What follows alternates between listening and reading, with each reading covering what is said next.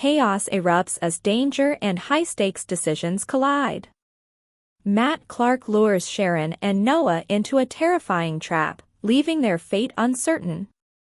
As Nick and Adam scramble to rescue them, time is running out. Meanwhile, Kane shocks Lily by volunteering as a donor for Malcolm, risking everything to help. Victor tightens his grip on Phyllis with a ruthless ultimatum, while Jack considers a bold, nuclear option with Nikki. Secrets, sacrifices, and suspense build as multiple storylines explode at once. Welcome to A Mysterious Time TV, where the drama unfolds and the stories captivate. Join us as we explore the fascinating world of Young and the Restless, uncovering untold stories and hidden truths behind the headlines. Y&RRecap, Thursday, April 23rd. Matt Clark springs a trap on Sharon and Noah while Kane takes a risk for Malcolm. The April 23rd episode of The Young and the Restless delivered a tense blend of emotional revelations and high-stakes danger. As Malcolm's health crisis deepened, unexpected allies stepped forward, while far away, a carefully orchestrated trap put Sharon and Noah directly in harm's way. Holden opens up to Claire at Crimson Lights. At Crimson Lights, Claire notices Holden distracted by his phone and offers to join him. Though initially caught off guard, he welcomes her company. It doesn't take long for Holden to admit that his life has been thrown into turmoil since discovering Malcolm is his biological father. He confesses that he hasn't been handling things as well as he normally would. The pressure of the situation is weighing on him, especially the guilt he feels over being unable to help Malcolm. At the same time, he's struggling with resentment over the years they lost without knowing each other. In a vulnerable moment, Holden reveals that he's been carrying around a baseball and gloves, hoping for a chance to share a simple father-son moment with Malcolm. Embarrassed by his own actions, he tries to brush it off, but Claire understands more than he expects. She admits she knows what it's like to long for a connection with a parent. Holden's frustration then turns toward his mother. He can't shake the anger he feels knowing she kept the truth from him all this time. Overwhelmed, he suggests they escape the tension for a while and invites Claire to lunch. Acknowledging that trust between them hasn't fully formed, he asks if they can set that aside for a meal. Claire agrees, offering him a small sense of relief. Lily breaks down as Kane offers help. At Chancellor Park Cafe, Lily is on the phone discussing Malcolm's worsening condition, desperately insisting there must be someone who can save him. Kane overhears part of the conversation and approaches her, concerned.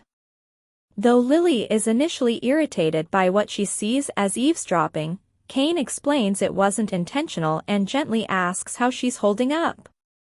She tries to brush him off, but he persists, offering support and asking what Malcolm needs.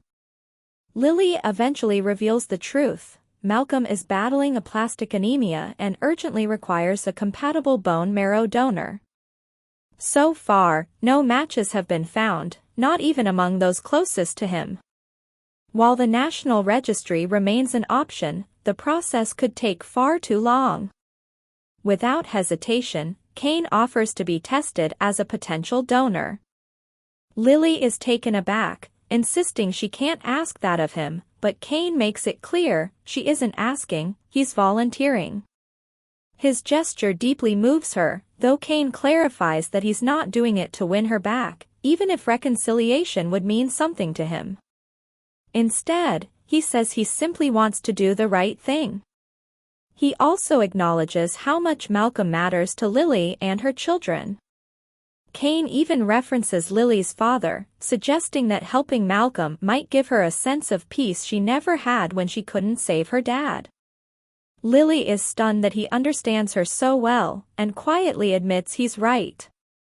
Nick spirals as Adam and Chelsea confront Riza in Vegas. In Las Vegas, Nick finds himself in a troubling state, staring at a bottle of pills in the bathroom. After a moment of hesitation, He takes one, then lashes out in frustration, clearly disgusted with himself.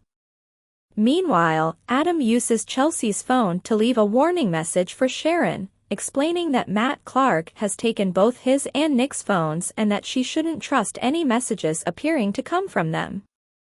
As Nick struggles behind the bathroom door, Adam checks on him.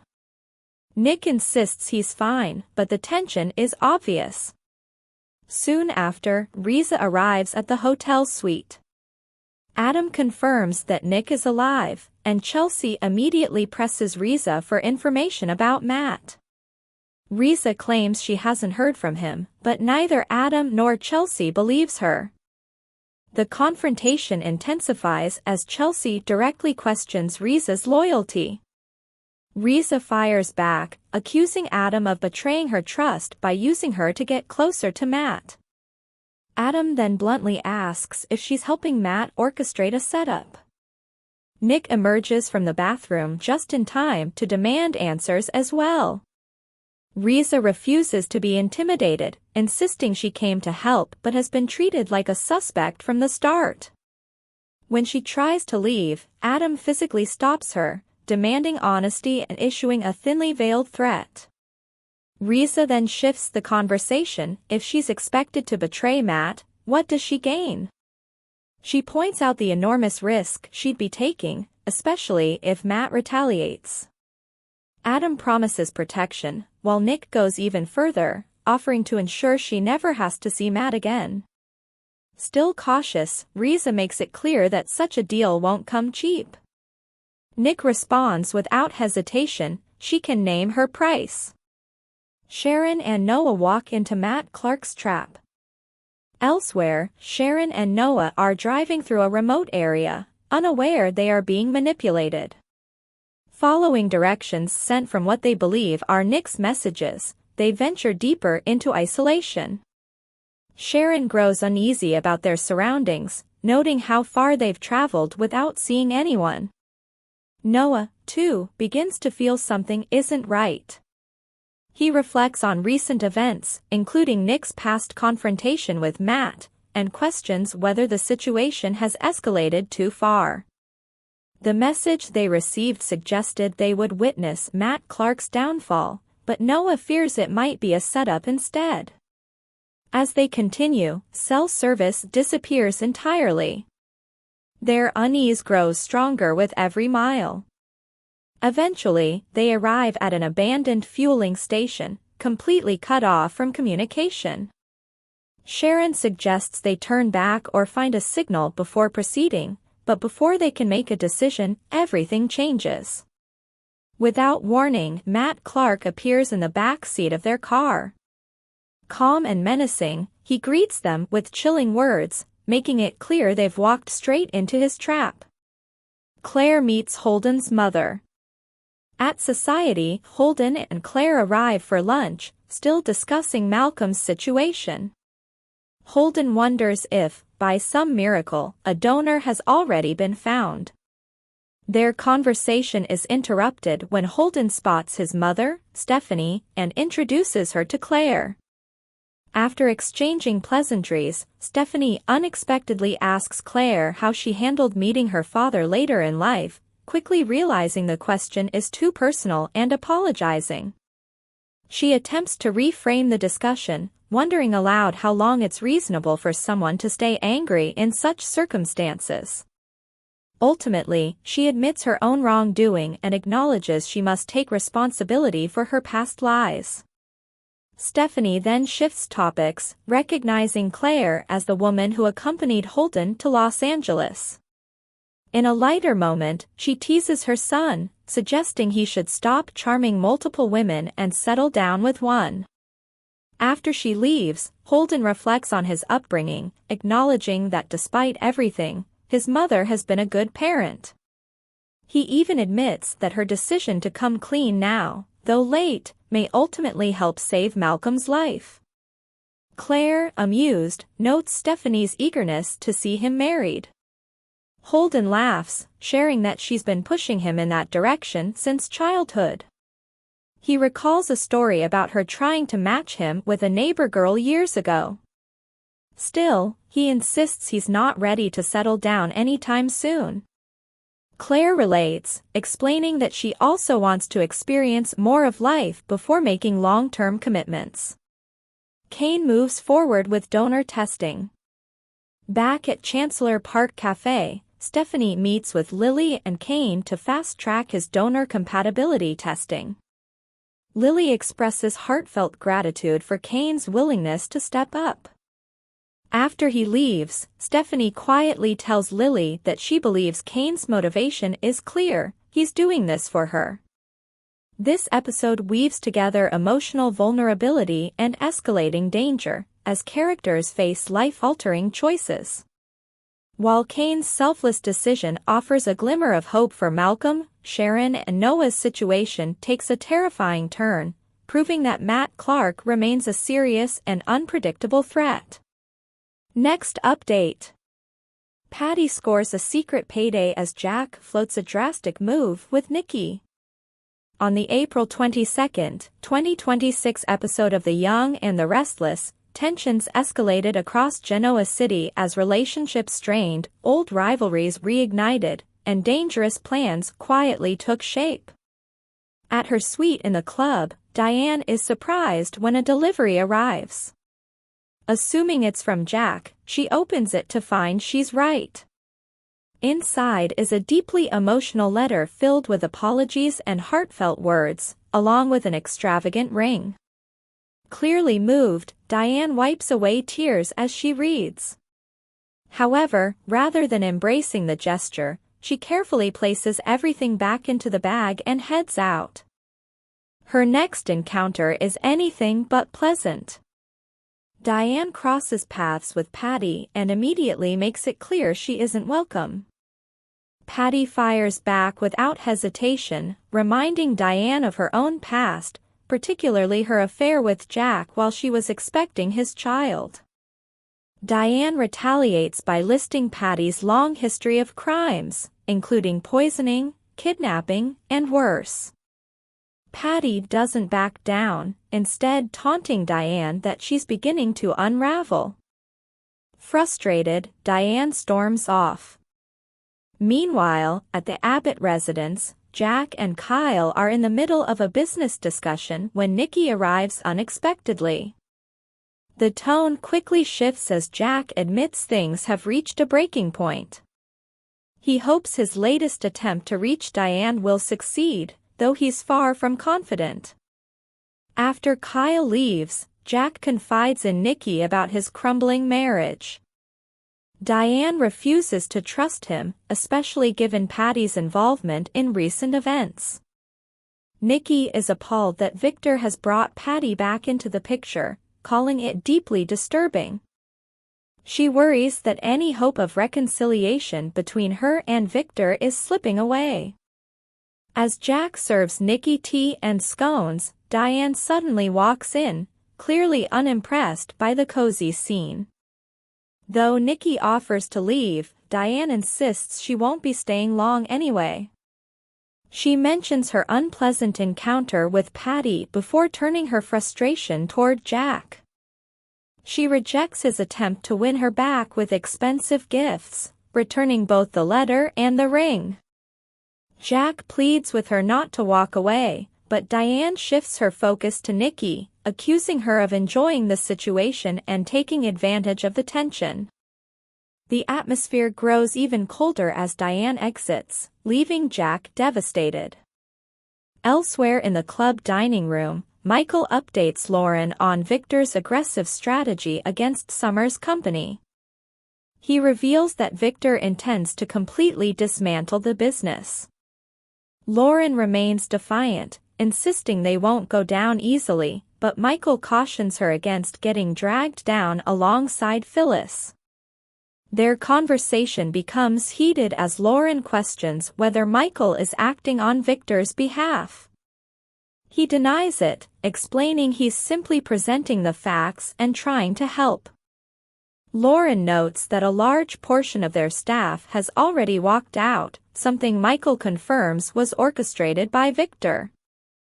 Still, she sees an opportunity to rebuild, even suggesting Michael could step in as head of legal. Michael warns her that the staffing issue is just the beginning.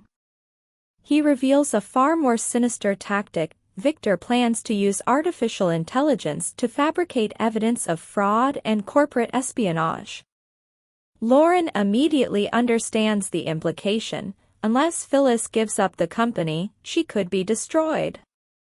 Determined, Lauren insists on warning her friend, while Michael emphasizes that they'll need to act quickly, as Phyllis may only have one chance to avoid disaster. At Society, Phyllis spots Victoria sitting alone and wastes no time confronting her. She mocks Victoria and warns that Victor's efforts won't succeed. According to Phyllis, losing employees won't bring her down, and she's confident she can outmaneuver them. The tension escalates further when Christine arrives. Phyllis reacts with visible irritation as Victoria and Christine join forces, criticizing her and even bringing up her strained relationship with her children. Victoria hints that a larger threat is looming but doesn't elaborate. Phyllis eventually sits down as Christine voices her disgust over the impact Phyllis's actions have had on her family. Victoria remains focused, suggesting they're close to achieving their goal, though she keeps the details vague. She shifts the conversation to Christine's potential appointment as district attorney, making it clear she has Victor's support.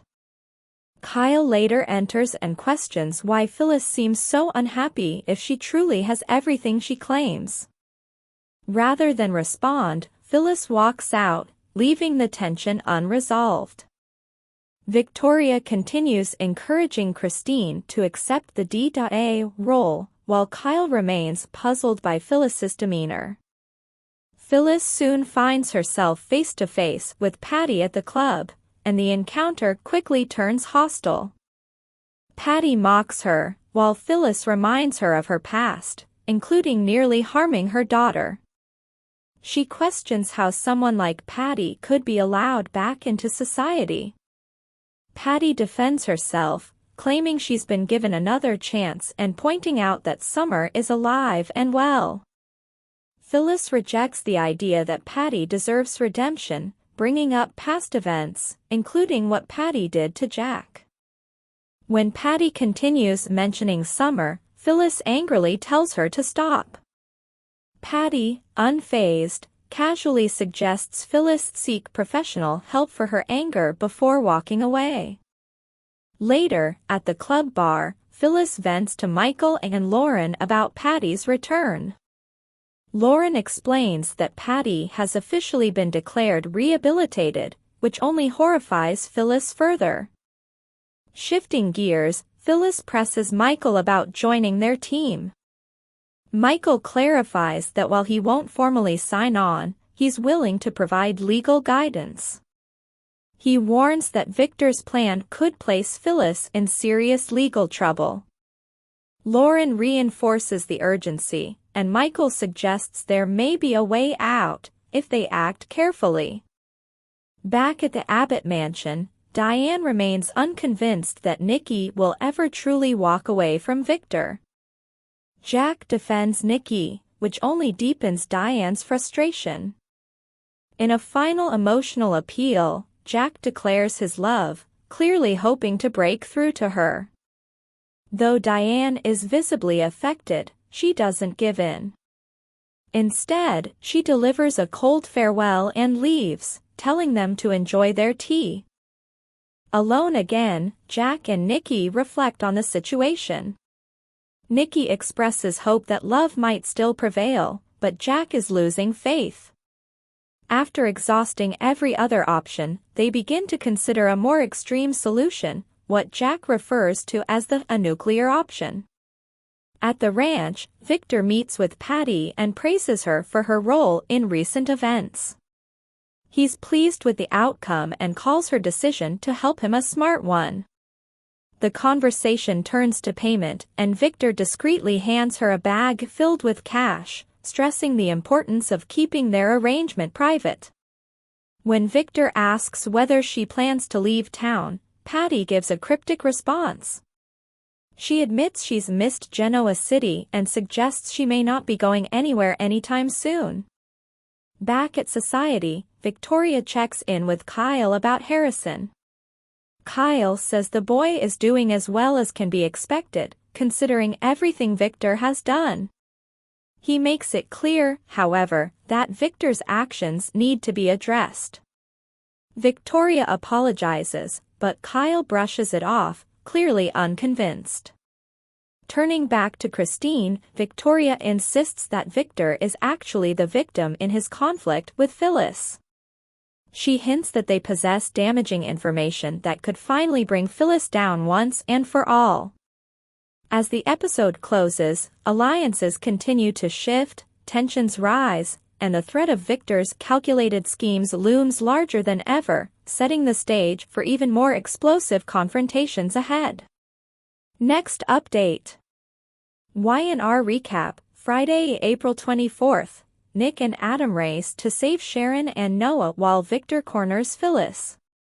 Friday's episode delivered high-stakes drama across multiple fronts as Victor tightened the noose around Phyllis, a dangerous trap unfolded in Las Vegas, and Nick and Adam scrambled to rescue Sharon and Noah, despite mounting complications. Victor backs Phyllis into a corner.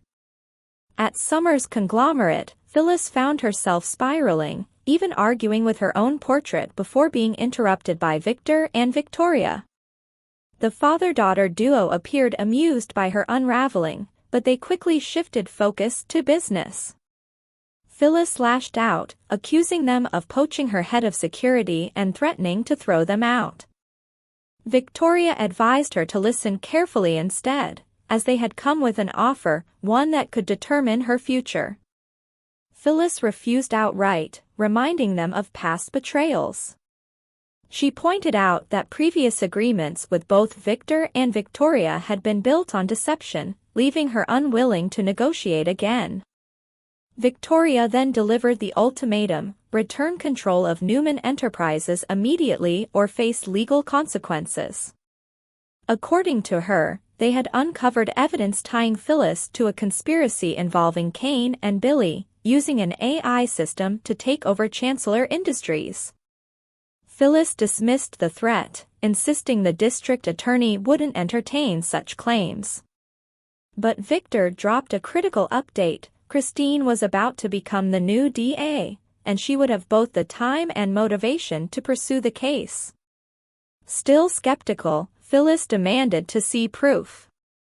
Victoria presented a stack of documents, which Phyllis immediately labeled as fabricated. Victoria countered that perception often shapes truth, especially in court, where Christine would be judging the case.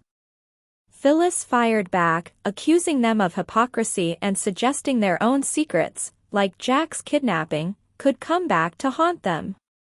But Victoria wasn't finished. She revealed that several of Phyllis's former department heads were prepared to testify against her.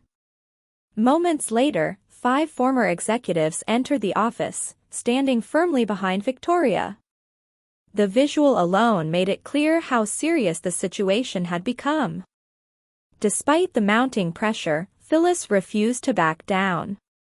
She declared that she had already taken everything from them and had no intention of returning it. In her mind, she had defeated Victor and now owned his legacy.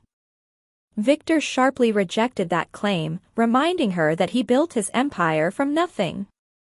Phyllis countered that Newman Enterprises was now her legacy, insisting she was doing it all for her children. Victoria quickly pointed out that her children weren't even speaking to her, blaming Phyllis for alienating them. Unwilling to concede, Phyllis dared them to proceed with their case, saying she'd see them in court. Victor, unfazed, instructed her to prepare transfer papers by the end of the day before leaving. Once alone, Phyllis's confidence wavered. She admitted to her portrait that they might actually be in trouble. Lauren soon arrived, and Phyllis filled her in. While Lauren urged calm, Phyllis couldn't ignore the severity of the situation, especially with Christine stepping into power. Even if the case was built on shaky ground, it could still destroy her. Determined to fight back, Phyllis proposed bringing in an IT team to discredit the evidence. She acknowledged that she had outmaneuvered Victor before, and intended to keep it that way. Michael warns of serious consequences. Later, Michael reviewed the situation and didn't sugarcoat his assessment. With control of the AI system, multiple witnesses turning against her, and the possibility of Kane testifying, the case against Phyllis was strong. His conclusion was blunt: if she chose to fight, prison was a real possibility. Phyllis was clearly shaken, but not ready to surrender. Risa strikes a deal in Vegas. Meanwhile, in a Las Vegas suite, Nick and Adam tried to convince Risa to turn against Matt Clark. Risa demanded payment up front, $500,000, as a condition for cooperation. Adam assured her she'd be protected, explaining that Matt had been targeting their entire family, including his young son. Though hesitant at first, Risa began to soften. Chelsea remained skeptical, suspecting Risa might still be playing them. Risa, however, insisted she wouldn't share anything without guarantees. As tensions escalated, Risa finally gave in. She revealed the location of an abandoned gas station, but admitted that Matt had actually wanted her to share that information, likely as part of a trap. Even knowing the risk, Nick and Adam agreed they had no choice. With Sharon and Noah unreachable, they had to act. Nick then suggested a new strategy: have Risa call Matt and pretend they weren't taking the bait. Though doubtful she could fool him, Adam encouraged her to lean into her poker skills. Before they left, Risa handed Adam her gun. Chelsea objected, but Nick and Adam agreed it was better to be prepared. Matt tightens his grip on Sharon and Noah. At his hideout, Matt reveled in his control over Sharon and Noah.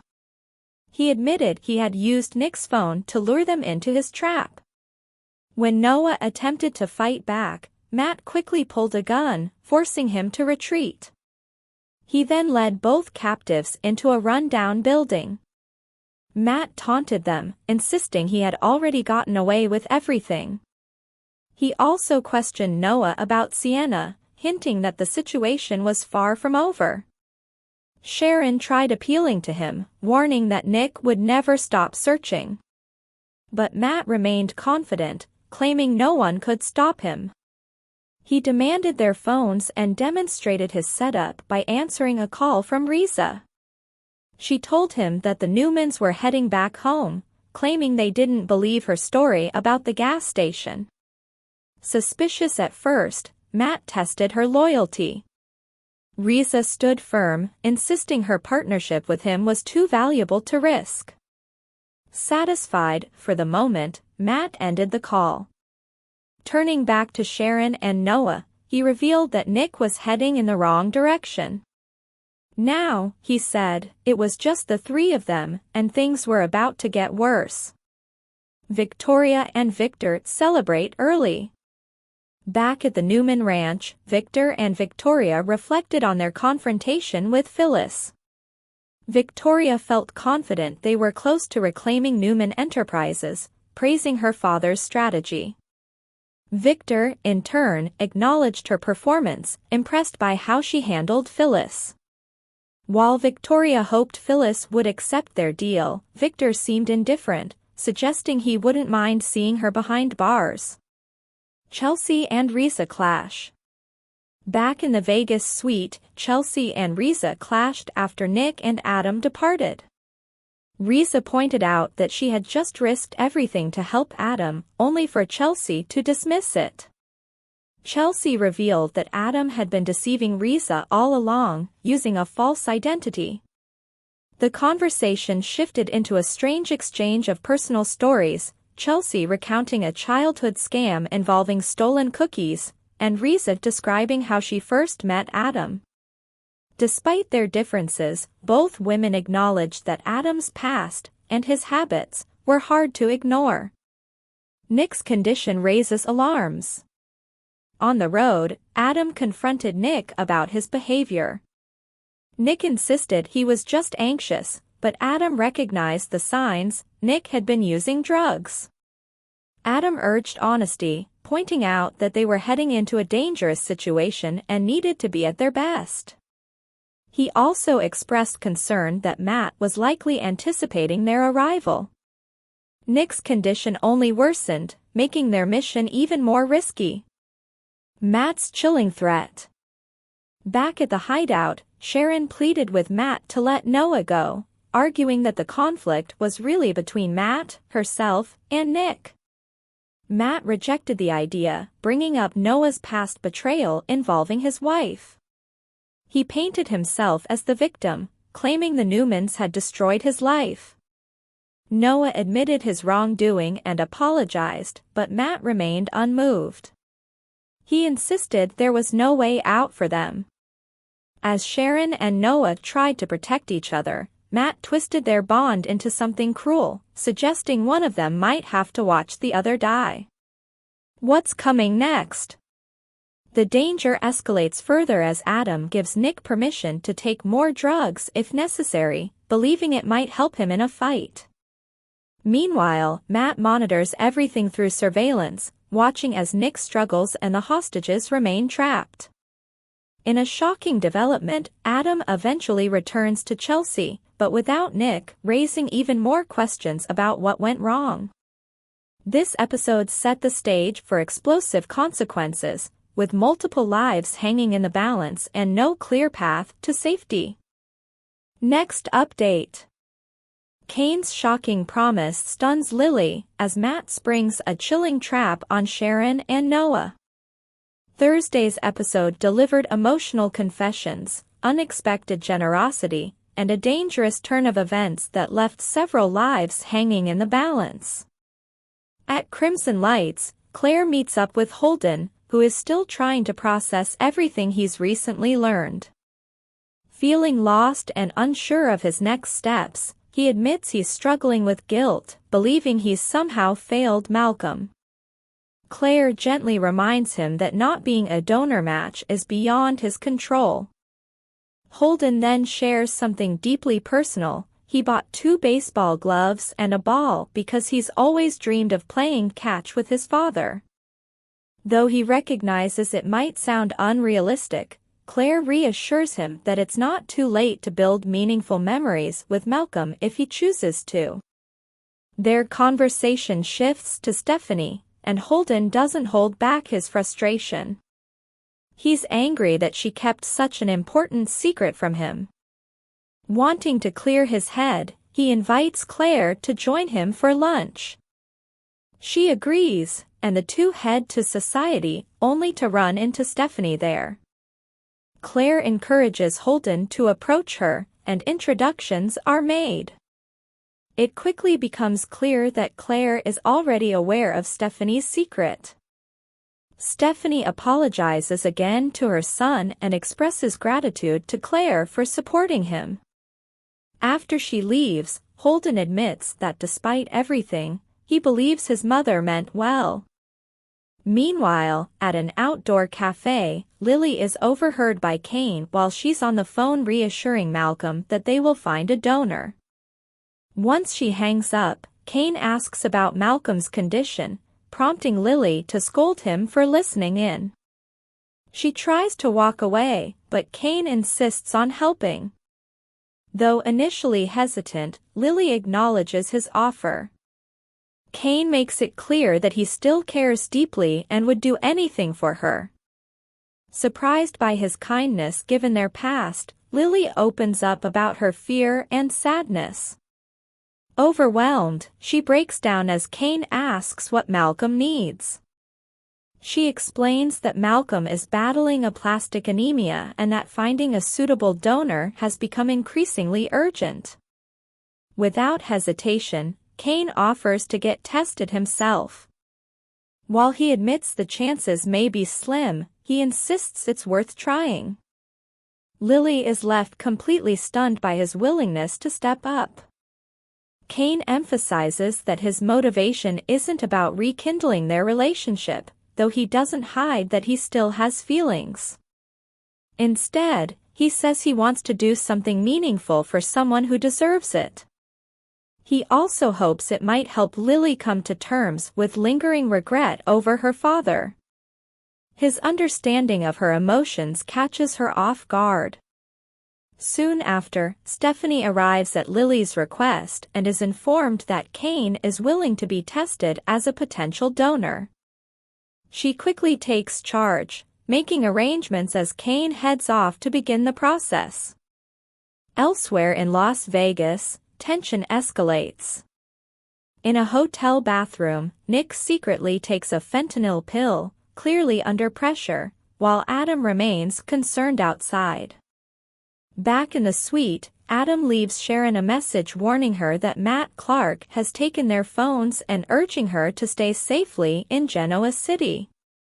Unfortunately, Sharon and Noah are already on the road, heading toward the location Matt instructed. With no way to receive Adam's warning, they unknowingly drive deeper into danger. Noah voices concern that their attempt to take matters into their own hands could ultimately backfire and put Nick and Adam at risk. Back at the suite, Reza unexpectedly shows up, raising suspicion. Chelsea questions her presence, demanding answers about Matt.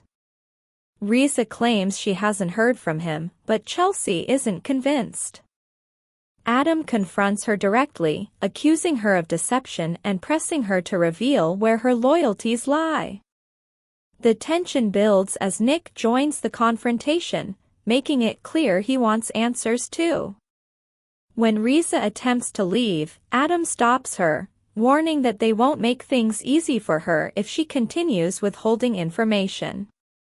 Reza finally pushes back, pointing out that Adam is hardly in a position to demand honesty after betraying her trust in the past. Still, she hints she might cooperate, but only if they're willing to offer something in return. She explains that speaking up could cost her everything, including her safety. Nick promises protection, and the group negotiates a deal that includes helping her disappear with a new identity, for a price. Back in Genoa City, Holden and Claire continue their lunch at Society, sharing a lighter moment. Claire teases him about his mother's hopes that he'll settle down, and they both agree they're not ready for anything serious. Still, there's a subtle spark between them as they acknowledge that when the right connection comes along, it just feels natural. At the cafe, Stephanie later remarks to Lily that Kane's decision to help isn't about obligation, it's about her. The comment leaves Lily with even more to process. The episode takes a dark turn in its final moments. Sharon and Noah arrive at an abandoned gas station, immediately sensing something isn't right. With no cell service and unease building, they consider whether to go inside. Suddenly, Matt Clark appears in the back seat of their car, catching them completely off guard. With a chilling calmness, he greets them, making it clear they've walked straight into his trap.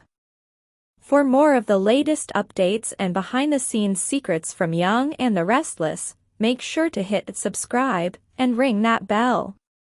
Stay in the know with every new release.